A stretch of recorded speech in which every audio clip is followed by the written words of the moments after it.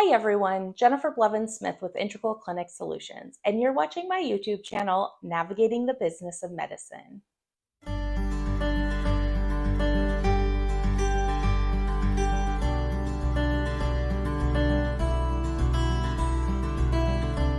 Today, I want to talk about changes that have been made by the FTC for non-compete clauses in contracts. I'm not sure if you're aware of this or not. If it doesn't affect you, most likely you are not aware, but the FTC recently, which is the Federal Trade Commission, recently has amended, or I should say outlawed, I don't know if it's really a law, but they have put a stop to non-compete clauses in employer contracts. So it means that employers are no longer able to add non-compete clauses to their employee contracts unless they are a senior administrator type position. They can keep their existing, and we'll go into that in just a second.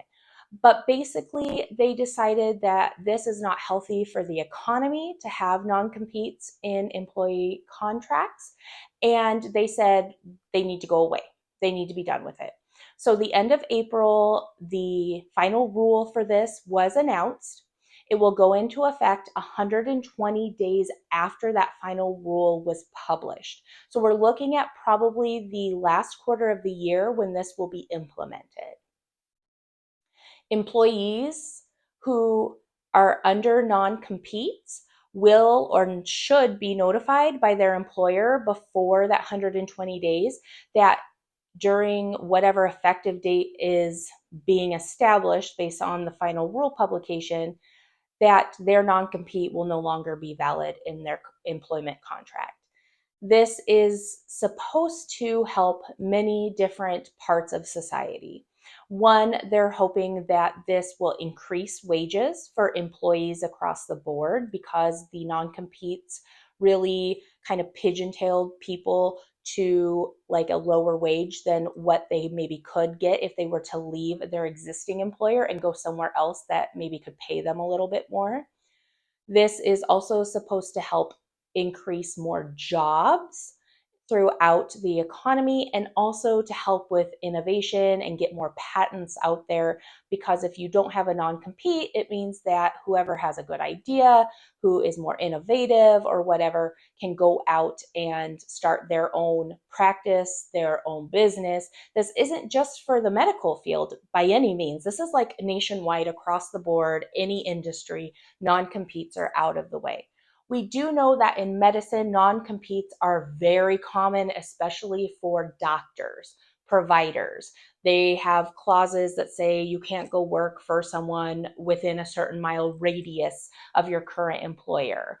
There's some weird things I've heard as well related to that I can't think of right now, but this will eliminate all that. So you're going to be probably seeing a lot of providers jumping ship, going to the quote enemy or the competition because they might be recruited from them. They might know they're going to get better pay or benefits there. It's going to be very interesting to see the shift. Now, the FTC is putting a spin on this, of course, and I have the data here. I wrote it down. They said that they're hoping the new business formations will be about 8,500 additional businesses a year, which is about 2.7% of the economy. They are hoping to see it grow based off their figures and their estimations because of this. And they are really hoping to have like a few thousand more patents submitted because of the innovation and the lack of competition in that realm. So I mean, they're putting a spin on it that it's going to be a positive thing, but I also could see how it's going to be a negative thing. And everything has a good and a bad. It's just weighing out which one is the lesser evil or the one that's going to be most beneficial given its nature. I don't really have an opinion on this. I'm just here to present the information to you. But if you came from a different entity and you have to keep that in mind because you have to be outside a certain radius to open your own practice, if that's your desire, this will eliminate that. If you currently work at an employer where you have a non-compete, then that will be going by the wayside in a few months because of this new final rule. So that's something to keep in mind. The only exception is, and I wrote this down, that the existing senior executives at a company, their non-competes do not go away. And they say it's only about 0.75% of the workforce actually qualifies in the definition that they put in the final rule as a senior executive. It's someone who has to make over $115,164 a year in their wage. And they also have to be policy making positions for the company. So in order to be considered a senior executive where the non-compete would not go away, you would have to fulfill that criteria, and there's probably more in that final rule. I'm going to put a link to the final rule and the FTC website in the video documentation in the notes so that you can reference it if you would like. But just know that although their non-compete for the senior executives doesn't go away, they can't initiate a new non-compete. So they're kind of are like getting grandfathered in, but nothing new can be initiated for them at this point. The non-compete, again, is going to be very significant in the medical field, especially in big metropolitan areas where there is a lot of competition for doctors, and there could be, a better opportunity for a doctor that they've been wanting to go to another place, but they haven't been able to because of the non-competes. It's going to be, again, very interesting to see what happens when this final rule gets established in 120 days. Well, less than that now.